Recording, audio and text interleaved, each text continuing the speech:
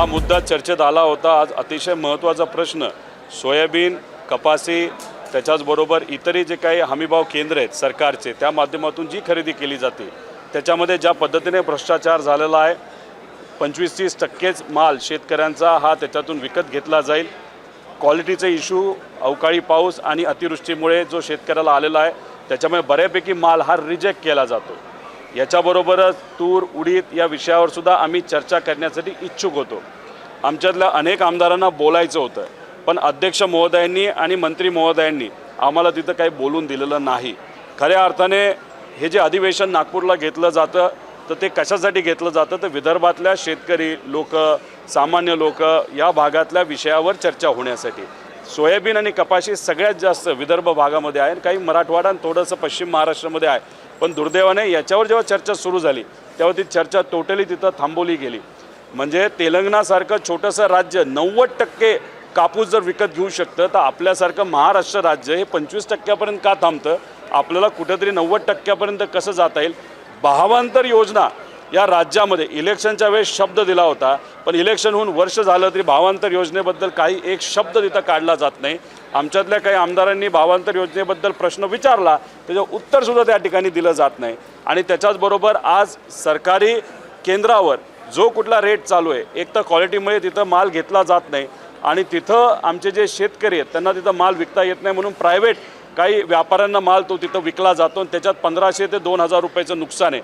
सोयाबीनमध्ये नुसतं शेतकऱ्याचं सरकार योग्य भावाली पूर्ण माल न घेतल्यामुळे 4500 कोटीचं नुकसान आहे। तसंच कपाशीच्या बाबतीत 3 ते 3500 कोटीचं नुकसान आहे। आणि हे फक्त याच वर्षी नाही, गेल्या वर्षीसुद्धा असंच नुकसान झालं, या वर्षीसुद्धा असंच नुकसान आहे। पण सरकारला या विषयावर चर्चा करायची नाही आणि कदाचित मंत्री महोदयांना उत्तरच देता येत नाही, समाधानकारक उत्तर देता येत नाही।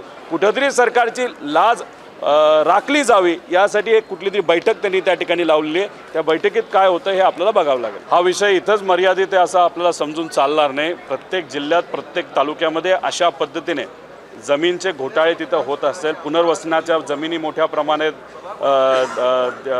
जे देवस्थान याच्या जमिनी आहेत त्याच्यामध्ये मोठ्या प्रमाणात भ्रष्टाचार या महाराष्ट्रामध्ये सुरू आहे। आणि ज्या सरकारी जमिनी आहेत त्यासुद्धा दुर्दैवाने अधिकाऱ्यांना हाताशी धरून त्या ठिकाणी विकल्या जातात। तर ह्या सगळ्या गोष्टींकडे आपण जर बघितलं, सिडकोचा मुद्दा आम्हीच आणला होता 5000 कोटीचा, तर हा आकडा 35000 कोटीवर तिथं जाणार आहे।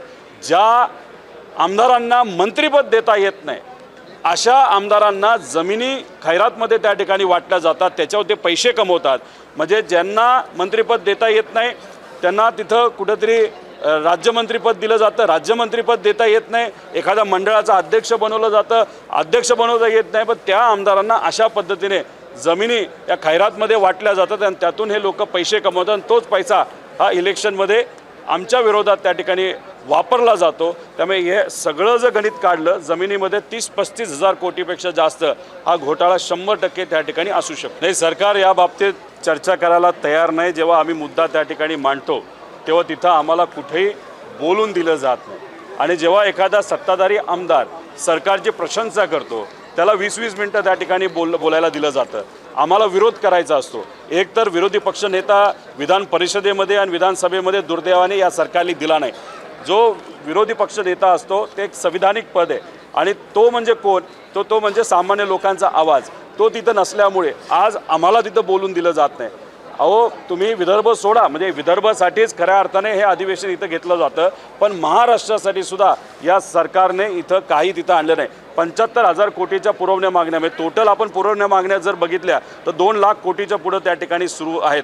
आणि याच्यात जर आपण बघितलं तर मोठ्या कॉन्ट्रॅक्टरला पेमेंट द्यायला यांच्याकडे पैसा आहे, पण छोट्या कॉन्ट्रॅक्टरला द्यायला पैसा नाही, शेतकऱ्याला मदत करण्यासाठी पैसा नाही, कर्जमाफीसाठी सुद्धा प्रोव्हिजन इथं केलं गेलं नाही। तर अशा पद्धतीने सामान्य लोकांना मात्र या बजेटमधून नाही तर पुरवण्या मागण्यातून काही तिथं मिळत नाही।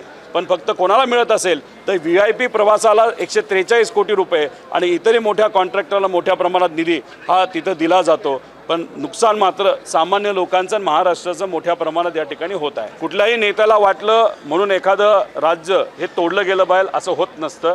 लोकांना विश्वासात तिथं घेतलं पाहिजे।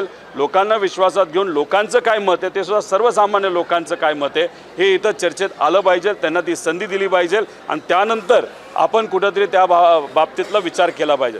विषय एवढाच आहे की आता विदर्भ म्हणजे मुनगंटीवार साहेबांनी एक मुद्दा फार महत्त्वाचा इथं मांडलेला आहे। या सरकारली जे मंडळं आहेत ज्याच्यामध्ये विदर्भ विकास मंडळ आहे याच्या बाबतीत या सरकारने अजिबात एक साधा शब्दसुद्धा तिथं काढला नव्हता। महाविकास आघाडी सरकार असताना करोना झाल्या आपण तो विषय तिथं घेतला होता, त्यासाठी आपण बजेटसुद्धा दिलं होतं केलं होतं।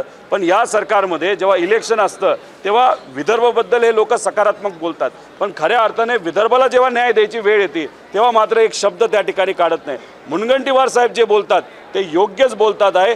या सरकारने विदर्भाला मराठवाड्याला दुर्दैवाने त्या ठिकाणी काही दिलं नाही आणि राज्याला सुद्धा तिथं कुठं काही मिळालेलं नाही। इथं फक्त गल्लीतली भांडणं या विधान परिषदेमध्ये आणि विधानसभेमध्ये चर्चेत आलेले आपण सगळेजण बघू शकतो, पण लोकांना असणाऱ्या अडचणीबद्दल इथं कुठेही चर्चा होताना आपल्याला दिसत नाही।